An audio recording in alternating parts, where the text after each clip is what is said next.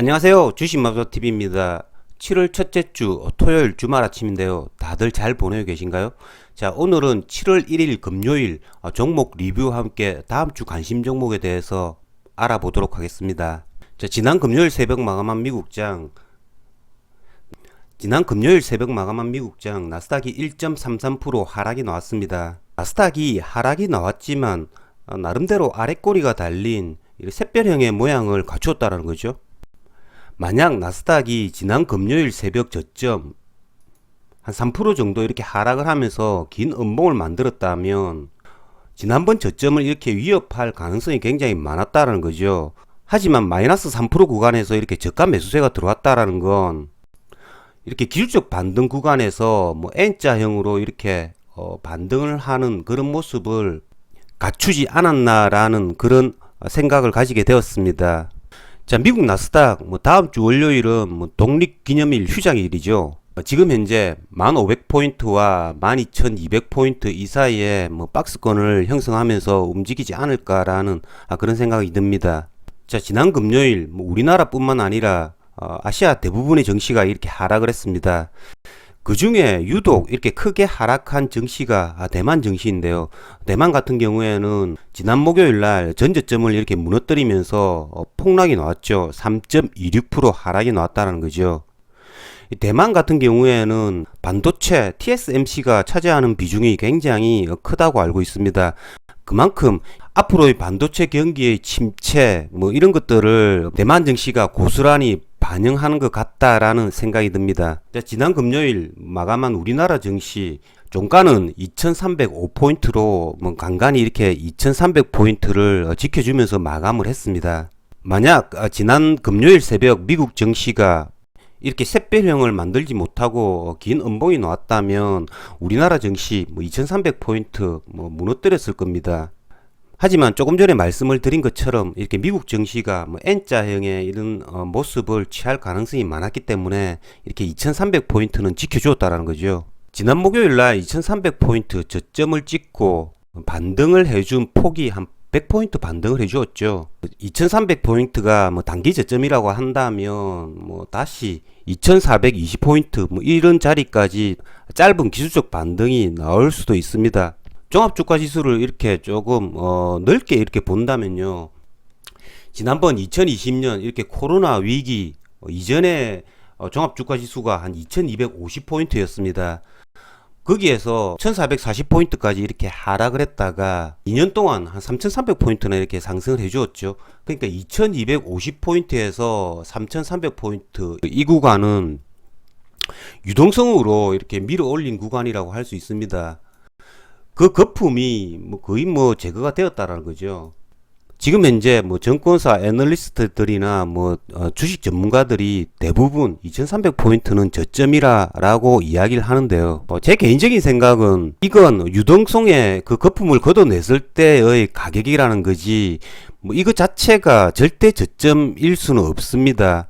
항상 역사적으로 볼 때 주식이 저점이라고 왔을 때는 위기감을 느낄 때가 저점이라는 거죠. 지금 현재 금리 인상의 이 초입 단계이기 때문에 이 2300포인트를 쉽사리 이렇게 저점이라고 단언하기에는 어려운 것 같습니다. 물론 이 자리에서 데드캣 바운스는 일어날 수 있겠죠.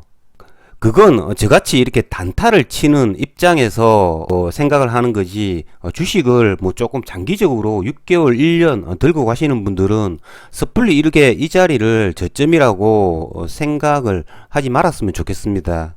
그도 그럴 것이 지금 현재 가장 우리나라의 큰 문제점을 안고 있는 부동산 거품은 꺼지지 않았죠. 그 초입 단계라는 거죠. 그렇기 때문에 앞으로 이런 부동산 문제가 경착륙할지 아니면 이렇게 연착륙할지는 모르겠지만 지금 내가 가진 자산을 모두 투여해서 여기가 저점이라고 생각해서 주식을 매수하는 건 조금 무리가 있는 것 같습니다. 차라리 장기 투자 하시는 분들은 지금부터 매달 우량주를 적금을 한다 생각을 하시고 한 1년 정도 이렇게 사 모으는 전략, 그런 것이 차라리 훨씬 낫다라는 거죠.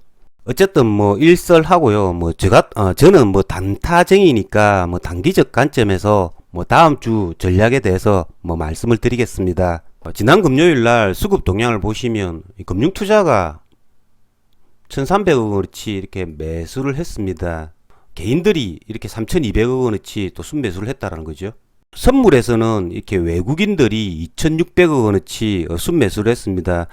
그건 2,300포인트 이 자리를 뭐 조금은 뭐 단기 저점으로 생각할 수 있는 지점이 아니었나라는 생각이 듭니다. 자, 그렇기 때문에 뭐 저 같은 경우에는 지난 금요일 종가로 일부 물량 종가 오버나잇을 해봤습니다. 제가 지난 금요일 날 뭐 종가 오버나잇 한 주식은 LG전자인데요. LG전자 같은 경우에는 더 이상 이렇게 하락을 하지 않고 지난 금요일 날 이렇게 기간이 14만 주 순매수가 들어왔다는 거죠. 지난주 목요일 날 85,600원 이 저점을 찍고 더 이상 이 저점을 무너뜨리지 않고 기간의 매수세가 그래도 지난주에 꾸준히 이렇게 매수세가 들어왔다는 겁니다. 그래서 기술적 반등을 노리고 종가 오버나잇을 해봤는데요. 금요일 같은 경우에는 2차전지 소재주들 또 하락이 나왔죠. 이번 주 2400포인트에서 2300포인트까지 이렇게 100포인트 하락을 하면서 가장 하락이 컸던 섹터가 이 2차전지 소재 섹터인 것 같습니다. 이 2300포인트가 뭐 단기 저점이라고 하면 이렇게 단기적으로 기술적 반등을 가장 크게 이렇게 튀어오를 종목은 2차전지 소재 섹터가 아닌가라는 생각이 들었지만 이 2차전지 소재 섹터는 만약에 뭐 이 2300포인트가 저점이 아니라면 이렇게 또 추가 하락 가능성이 굉장히 크기 때문에 이런 종목들을 매수를 할 수가 없었습니다. 만약에 지난번 영상에서 말씀을 드린 것처럼 제가 바라는 저점 2250포인트 뭐 이 정도까지 이번에 이렇게 하락을 했다면 아마 2차전지 소재주들을 매수를 했을 겁니다.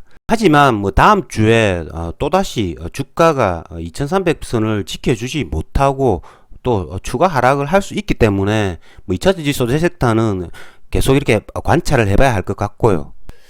뭐 지난주에 태양광 관련주들도 여전히 좋았죠. 제가 계속 말씀을 드리는 게 이 태양광, 신재생 에너지 섹터죠. 태양광, 풍력, 그리고 조선주죠. 이 조선주들은 그래도 조금 이렇게 비빌 언덕이 있는 그런 섹터가 아닌가라는 생각이 듭니다. 자, 어쨌든 뭐 다음 주 그리고 뭐 7월달 한 달 뭐 똑같습니다. 제가 계속 말씀을 드리지만 뭐 7월달 한 달 동안에도 이렇게 저점 구간을 잘 잡아서 이렇게 기술적 반등을 노리는 전략, 뭐 그 전략 외에는 지금 현재 장이 너무 이렇게 약세장이기 때문에 그다지 이렇게 말씀드릴 수 있는 그런 방법이 없는 것 같습니다. 자, 이렇게 하락장에서도 이렇게 기술적 반등은 일어난다는 거죠. 그 기술적 반등만 잘만 이용을 해도 충분히 수익은 낼 수 있다라는 겁니다. 어쨌든 뭐 상반기가 지나가고 이제부터 7월달 하반기가 시작되었는데요. 자, 여러분들 7월달에도 거래 잘하셔서 성공 투자 거두시길 기원 드리겠습니다.